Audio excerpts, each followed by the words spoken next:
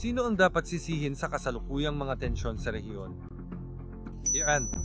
Linawin natin, sa loob ng mahigit 20 taon, nagsusumikap ang Iran na bumuo ng mga sandatang nuklear, lihim na nagpapayaman sa uranium, nagtatago ng mga pasilidad, at umiiwas sa mga inspektor. Mayroon na silang pinagyayamang material para sa 15 atomic bomb kung hindi ito ititigil. Sa kabila ng mga pandaigdigang parusa at ang 2015 nuclear deal, ang Iran ay sumulong, hindi para sa enerhiya, ngunit upang banta ang Israel at ang buong mundo. Samantala, ang Israel, na napapaligiran ng masasamang pagbabanta, ay kumikilos upang pigilan ang isang rehimeng armadong nuklear na lantarang nananawagan para sa pagkawasak nito. Hindi ito pagsalakay, ito ay kaligtasan ng buhay. Ang Iran ay, at pala din naging, ang agresor, na nagsasaad ng layunin nitong sirain ang ating bansa para lamang sa umiiral, at ang Israel ay tumutugon upang protektahan ang mga tao nito, upang protektahan ka. Sino ang dapat sisihin sa kasalukuyang mga tensyon sa rehiyon? Iran. Linawin natin, sa loob ng mahigit 20 taon, nagsusumikap ang Iran na bumuo ng mga sandatang nuklear, lihim na nagpapayaman sa uranium, nagtatago ng mga pasilidad, at umiiwas sa mga inspektor. Mayroon na silang pinagyayamang material para sa 15 atomic bomb kung hindi ito ititigil. Sa kabila ng mga pandaigdigang parusa at ang 2015 nuclear deal, ang Iran ay sumulong, hindi para sa enerhiya, ngunit upang banta ang Israel at ang buong mundo. Samantala, ang Israel, na napapaligiran ng masasamang pagbabanta, ay kumikilos upang pigilan ang isang rehimeng armadong nuklear na lantarang nananawagan para sa pagkawasak nito. Hindi ito pagsalakay, ito ay kaligtasan ng buhay. Ang Iran ay, at pala din naging, ang agresor, na nagsasaad ng layunin nitong sirain ang ating bansa para lamang sa umiiral, at ang Israel ay tumutugon upang protektahan ang mga tao nito, upang protektahan ka. Sino ang dapat sisihin sa kasalukuyang mga tensyon sa rehiyon? Iran. Linawin natin, sa loob ng mahigit 20 taon, nagsusumikap ang Iran na bumuo ng mga sandatang nuklear, lihim na nagpapayaman sa uranium, nagtatago ng mga pasilidad, at umiiwas sa mga inspektor. Mayroon na silang pinagyayamang material para sa 15 atomic bomb kung hindi ito ititigil. Sa kabila ng mga pandaigdigang parusa at ang 2015 nuclear deal, ang Iran ay sumulong, hindi para sa enerhiya, ngunit upang banta ang Israel at ang buong mundo. Samantala, ang Israel, na napapaligiran ng masasamang pagbabanta, ay kumikilos upang pigilan ang isang rehimeng armadong nuklear na lantarang nananawagan para sa pagkawasak nito. Hindi ito pagsalakay, ito ay kaligtasan ng buhay. Ang Iran ay, at pala din naging, ang agresor, na nagsasaad ng layunin nitong sirain ang ating bansa para lamang sa umiiral, at ang Israel ay tumutugon upang protektahan ang mga tao nito, upang protektahan ka. Sino ang dapat sisihin sa kasalukuyang mga tensyon sa rehiyon? Iran. Linawin natin, sa loob ng mahigit 20 taon, nagsusumikap ang Iran na bumuo ng mga sandatang nuklear, lihim na nagpapayaman sa uranium, nagtatago ng mga pasilidad, at umiiwas sa mga inspektor. Mayroon na silang pinagyayamang material para sa 15 atomic bomb kung hindi ito ititigil. Sa kabila ng mga pandaigdigang parusa at ang 2015 nuclear deal, ang Iran ay sumulong, hindi para sa enerhiya, ngunit upang banta ang Israel at ang buong mundo. Samantala, ang Israel, na napapaligiran ng masasamang pagbabanta, ay kumikilos upang pigilan ang isang rehimeng armadong nuklear na lantarang nananawagan para sa pagkawasak nito. Hindi ito pagsalakay, ito ay kaligtasan ng buhay.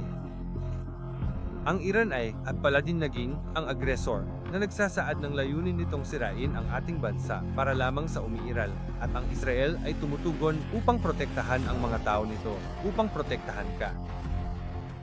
Sino ang dapat sisihin sa kasalukuyang mga tensyon sa rehiyon? Iran. Linawin natin, sa loob ng mahigit 20 taon, nagsusumikap ang Iran na bumuo ng mga sandatang nuklear, lihim na nagpapayaman sa uranium, nagtatago ng mga pasilidad, at umiiwas sa mga inspektor. Mayroon na silang pinagyayamang material para sa 15 atomic bomb kung hindi ito ititigil. Sa kabila ng mga pandaigdigang parusa at ang 2015 nuclear deal, ang Iran ay sumulong, hindi para sa enerhiya, ngunit upang banta ang Israel at ang buong mundo. Samantala, ang Israel, na napapaligiran ng masasamang pagbabanta, ay kumikilos upang pigilan ang isang rehimeng armadong nuklear na lantarang nananawagan para sa pagkawasak nito. Hindi ito pagsalakay, ito ay kaligtasan ng buhay. Ang Iran ay, at pala din naging, ang agresor, na nagsasaad ng layunin nitong sirain ang ating bansa para lamang sa umiiral, at ang Israel ay tumutugon upang protektahan ang mga tao nito, upang protektahan ka. Sino ang dapat sisihin sa kasalukuyang mga tensyon sa rehiyon? Iran. Linawin natin, sa loob ng mahigit 20 taon, nagsusumikap ang Iran na bumuo ng mga sandatang nuklear, lihim na nagpapayaman sa uranium, nagtatago ng mga pasilidad, at umiiwas sa mga inspektor. Mayroon na silang pinagyayamang material para sa 15 atomic bomb kung hindi ito ititigil. Sa kabila ng mga pandaigdigang parusa at ang 2015 nuclear deal, ang Iran ay sumulong, hindi para sa enerhiya, ngunit upang banta ang Israel at ang buong mundo. Samantala, ang Israel, na napapaligiran ng masasamang pagbabanta, ay kumikilos upang pigilan ang isang rehimeng armadong nuklear na lantarang nananawagan para sa pagkawasak nito. Hindi ito pagsalakay, ito ay kaligtasan ng buhay. Ang Iran ay, at pala din naging, ang agresor, na nagsasaad ng layunin nitong sirain ang ating bansa para lamang sa umiiral, at ang Israel ay tumutugon upang protektahan ang mga tao nito, upang protektahan ka. Sino ang dapat sisihin sa kasalukuyang mga tensyon sa rehiyon? Iran. Linawin natin, sa loob ng mahigit 20 taon, nagsusumikap ang Iran na bumuo ng mga sandatang nuklear, lihim na nagpapayaman sa uranium, nagtatago ng mga pasilidad, at umiiwas sa mga inspektor. Mayroon na silang pinagyayamang material para sa 15 atomic bomb kung hindi ito ititigil. Sa kabila ng mga pandaigdigang parusa at ang 2015 nuclear deal, ang Iran ay sumulong, hindi para sa enerhiya, ngunit upang banta ang Israel at ang buong mundo. Samantala, ang Israel, na napapaligiran ng masasamang pagbabanta, ay kumikilos upang pigilan ang isang rehimeng armadong nuklear na lantarang nananawagan para sa pagkawasak nito. Hindi ito pagsalakay, ito ay kaligtasan ng buhay. Ang Iran ay, at pala din naging, ang agresor, na nagsasaad ng layunin nitong sirain ang ating bansa para lamang sa umiiral, at ang Israel ay tumutugon upang protektahan ang mga tao nito, upang protektahan ka. Sino ang dapat sisihin sa kasalukuyang mga tensyon sa rehiyon? Iran. Linawin natin, sa loob ng mahigit 20 taon, nagsusumikap ang Iran na bumuo ng mga sandatang nuklear, lihim na nagpapayaman sa uranium, nagtatago ng mga pasilidad, at umiiwas sa mga inspektor. Mayroon na silang pinagyayamang material para sa 15 atomic bomb kung hindi ito ititigil. Sa kabila ng mga pandaigdigang parusa at ang 2015 nuclear deal, ang Iran ay sumulong, hindi para sa enerhiya, ngunit upang banta ang Israel at ang buong mundo. Samantala, ang Israel, na napapaligiran ng masasamang pagbabanta, ay kumikilos upang pigilan ang isang rehimeng armadong nuklear na lantarang nananawagan para sa pagkawasak nito. Hindi ito pagsalakay, ito ay kaligtasan ng buhay. Ang Iran ay, at pala din naging, ang agresor, na nagsasaad ng layunin nitong sirain ang ating bansa para lamang sa umiiral, at ang Israel ay tumutugon upang protektahan ang mga tao nito, upang protektahan ka. Sino ang dapat sisihin sa kasalukuyang mga tensyon sa rehiyon? Iran. Linawin natin, sa loob ng mahigit 20 taon, nagsusumikap ang Iran na bumuo ng mga sandatang nuklear, lihim na nagpapayaman sa uranium, nagtatago ng mga pasilidad, at umiiwas sa mga inspektor. Mayroon na silang pinagyayamang material para sa 15 atomic bomb kung hindi ito ititigil.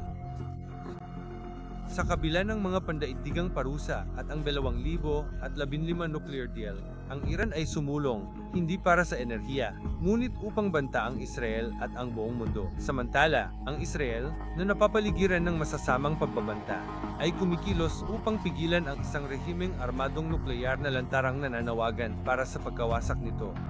Hindi ito pagsalakay, ito ay kaligtasan ng buhay. Ang Iran ay, at pala din naging, ang agresor, na nagsasaad ng layunin nitong sirain ang ating bansa para lamang sa umiiral, at ang Israel ay tumutugon upang protektahan ang mga tao nito, upang protektahan ka. Sino ang dapat sisihin sa kasalukuyang mga tensyon sa rehiyon? Iran. Linawin natin, sa loob ng mahigit 20 taon, nagsusumikap ang Iran na bumuo ng mga sandatang nuklear, lihim na nagpapayaman sa uranium, nagtatago ng mga pasilidad, at umiiwas sa mga inspektor. Mayroon na silang pinagyayamang material para sa 15 atomic bomb kung hindi ito ititigil.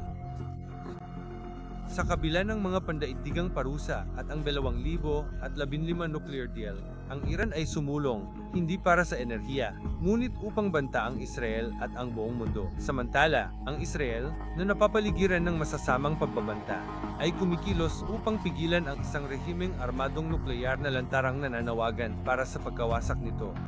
Hindi ito pagsalakay, ito ay kaligtasan ng buhay. Ang Iran ay, at pala din naging, ang agresor, na nagsasaad ng layunin nitong sirain ang ating bansa para lamang sa umiiral, at ang Israel ay tumutugon upang protektahan ang mga tao nito, upang protektahan ka.